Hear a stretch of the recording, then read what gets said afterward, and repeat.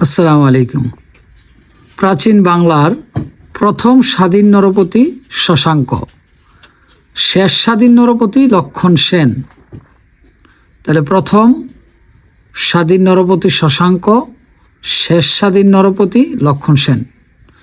বাংলার প্রথম স্বাধীন নবাব মুর্শিদ কুলি খান, বাংলার শেষ স্বাধীন নবাব সিরাজউদ্দৌলা। ৭৬ মন্বন্তর ১৭৭০ খ্রিস্টাব্দ, ১১৭৬ বঙ্গাব্দ।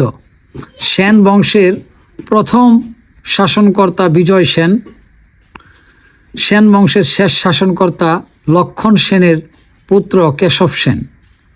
অবিভক্ত বাংলার মুখ্যমন্ত্রী, প্রথম মুখ্যমন্ত্রী একে ফজলুল হক, শেষ মুখ্যমন্ত্রী হুসেন শহীদ সোহরাওয়ার্দী। বাংলাদেশে প্রথম গণভোট হয় ১৯৭৭ সালে। বাংলাদেশে প্রথম সাধারণ নির্বাচন হয় ৭ই মার্চ ১৯৭৩ সালে।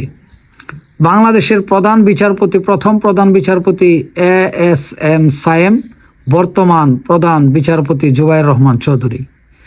১৯৪৮ থেকে ১৯৫২ ভাষা দিবস পালিত হতো ১১ই মার্চ। অর্থাৎ ১৯৪৮ সাল থেকে ১৯৫২ সাল পর্যন্ত ভাষা দিবস হিসেবে পালিত হতো ১১ই মার্চ। ভাষা দিবস ১১ই মার্চ।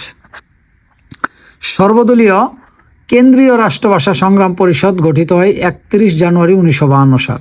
সর্বদলীয় কেন্দ্রীয় রাষ্ট্রভাষা সংগ্রাম পরিষদ ৩১ জানুয়ারি ১৯৫২।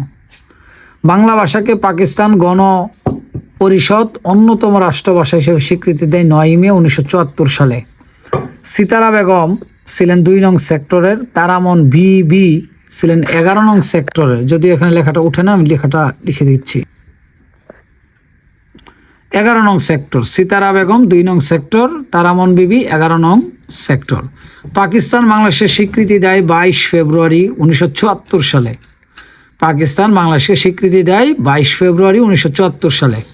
বর্ণালী ও শুভ্র হচ্ছে ভুট্টা, বর্ণালী ও শুভ্র ভুট্টা, হ্যাঁ শুভ্র ভুট্টা।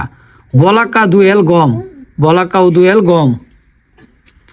প্রথম চায়ের চাষ হয় সিলেটের মালনীছড়ায়।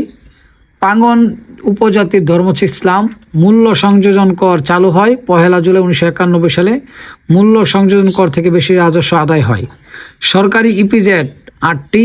ইউরিয়া সারের কাঁচামাল মিথেন। নারী পুরুষের সমতা ২৮-এর ২ নং অনুচ্ছেদে আছে। নারী পুরুষের সমতা ২৮-এর ২ অনুচ্ছেদে আছে। আইনের দৃষ্টিতে সবাই সমান ২৭ নং অনুচ্ছেদে আছে। রাষ্ট্র পরিচালনার মূলনীতি ৮ নং অনুচ্ছেদে আছে। মৌলিক অধিকারের কথা আছে ২৭ থেকে ৪৪ নং অনুচ্ছেদ পর্যন্ত। তত্ত্বাবধায়ক সরকার বহাল করে ত্রয়োদশ জাতীয় সংসদে। তত্ত্বাবধায়ক সরকার রদ করেন ১৫তম সংশোধনীতে। শহীদ মিনারের স্থপতি হামিদুর রহমান, স্মৃতিসৌধের স্থপতি মইনুল হোসেন। Thank you.